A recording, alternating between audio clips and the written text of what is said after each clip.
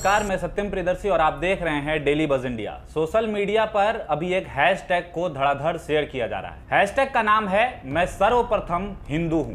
तो फिर वक्त को शब्दों के जाल में पिरोते हुए व्यर्थ ना गवाकर आइए हम ले चलते हैं आपको मेन मुद्दे पर और बताते हैं कि आखिर इस बार का जो हैशटैग है उसके ट्रेंड होने के पीछे की वजह क्या है।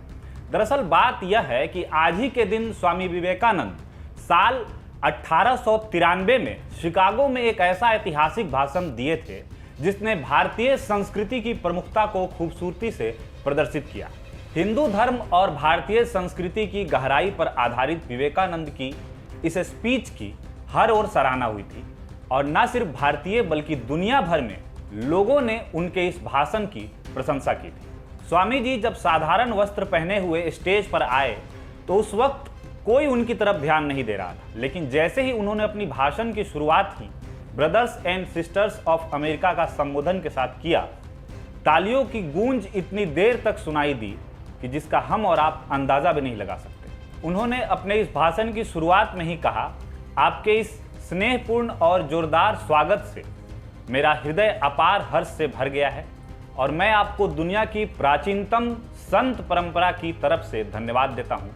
मैं आपको सभी धर्मों की जननी की तरफ से धन्यवाद देता हूँ और सभी जातियों संप्रदायों के लाखों करोड़ों हिंदुओं की तरफ से आपका आभार व्यक्त करता हूँ। इसके बाद उन्होंने भाषण के बीच में ही कहा, मुझे गर्व है कि मैं एक ऐसे धर्म से संबंध रखता हूँ जिसने दुनिया को सहिष्णुता और सार्वभौमिक स्वीकृति दोनों सिखाया है।